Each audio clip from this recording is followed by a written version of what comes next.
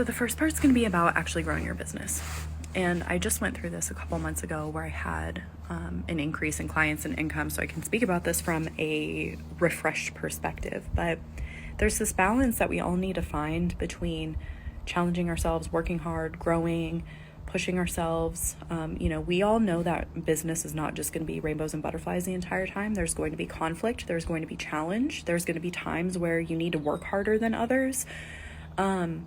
But I think what it comes down to, and I'm not talking about your day-to-day business, right? Like, I don't waver. Like, I have tasks I need to do. That isn't up for discussion, right? I have client work that needs to be completed.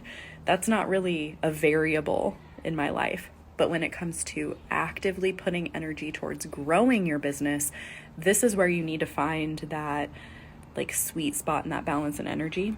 And everyone needs to assess this for themselves, right? Maybe you are someone where you are able to linearly correlate times where you've worked really hard and you've pushed yourself and you've forced the energy and you've forced yourself to switch into a different mode, and that has led to growth in your business. Maybe you are someone that can see that. But I know for me, every period I can think back when there was growth in my business was during a time where to the naked eye, I was being completely lazy. I was not doing anything. I was not putting in any effort. And, while we know we're always moving energy in the energetic dimensions, right? It's not just about what we're doing in the physical. This is where we need to decondition from like the structures and the systems that are telling us we're unproductive when we're resting, or the structures that are telling us that we're being lazy and we're not going to get there, because it's not so much about what you're actually doing, it's about how you feel about it. And I'm not talking about procrastinating, again, just to be clear, not talking about procrastinating or being lazy when it comes to completing your client work. I'm talking about mostly content creation. That's the point of contention for most online business owners is I don't feel inspired to create content. I don't have the energy for it. I don't feel like I have the time for it. Blah, blah, blah. I can't get into my vibe, all that kind of stuff.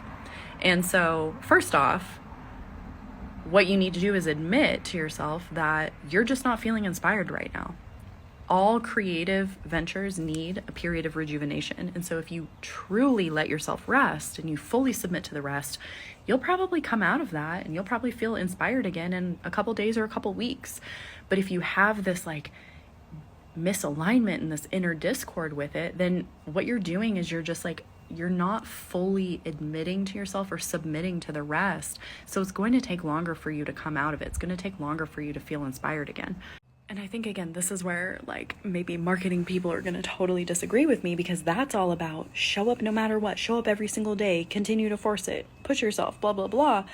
But I really just don't think that most people want that type of success. They don't want the feeling that comes after they've had to force themselves and essentially compromise their energy. They don't want success to show up through that way. And so what you need to do is decondition from the feeling that resting is unproductive. Decondition from the systems that are telling you that you're not accomplishing anything when you're doing that. And I think that as long as you can feel good about it within yourself, then you are moving forward. The inner discord is what's causing the external issues, right? That's what's causing the business not to grow, because of how you're feeling about it.